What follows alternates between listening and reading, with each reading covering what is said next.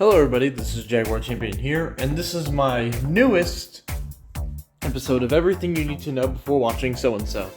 This time for my most recent movie, BatWing, which is coming out tomorrow on November 16th.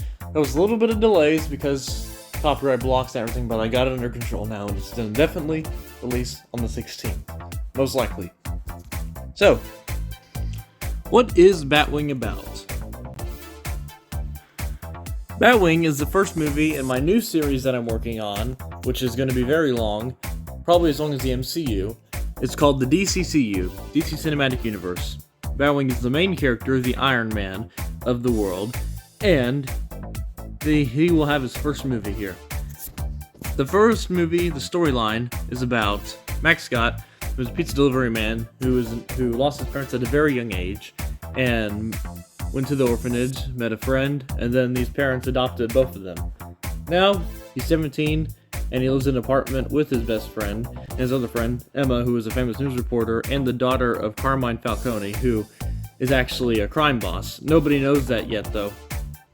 And one day, while hanging out in the city, Max gets mugged by a bunch of thugs, and Batman notices this and is going to save him, but Max actually defends himself really well, and almost wins, but he doesn't, and Batman has to save him. But Batman saw heart in him and a good fighting spirit, so he gave him a suit and let him be a new superhero called BatWing.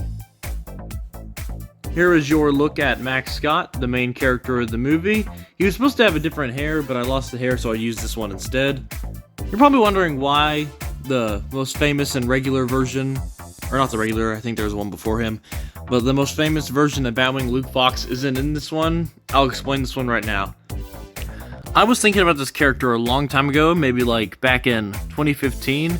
I made a character named Max Scott, and he was BatWing, which is the name I came up with, and he was supposed to be the son of Batman.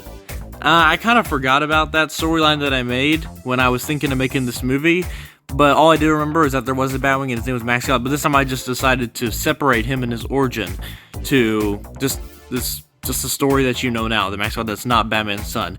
And then I realized BatWing was a character that was Luke Fox and another guy. It was already a character, and I was like, oh no, what am I gonna do? But I just kind of went with this, so that's where we are now. I just didn't know at the time.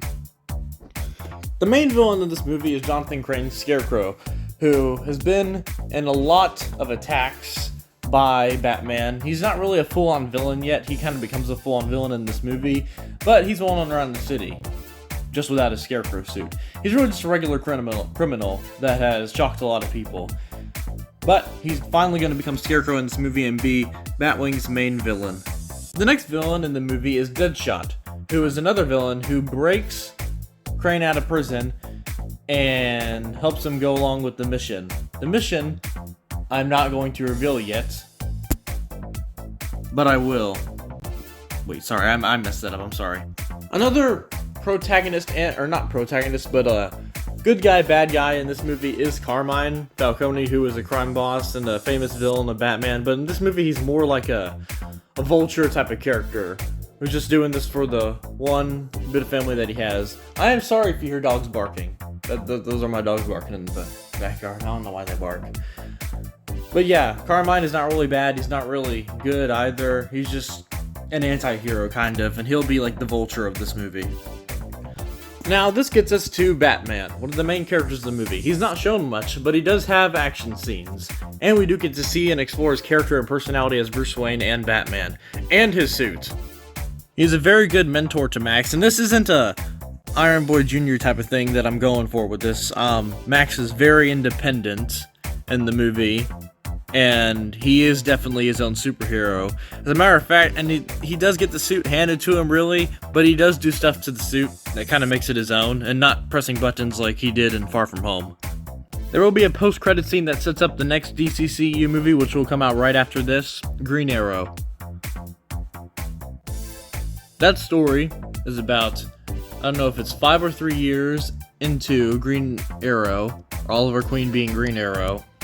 There's a villain in Star City, a terrorist that keeps terrorizing the city with a plan that nobody knows named Descendant. That is your look at Descendant in the Green Arrow movie.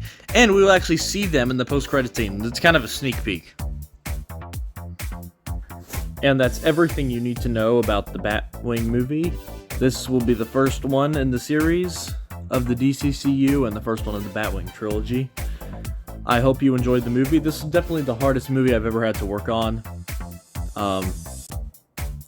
I just hope you like it, and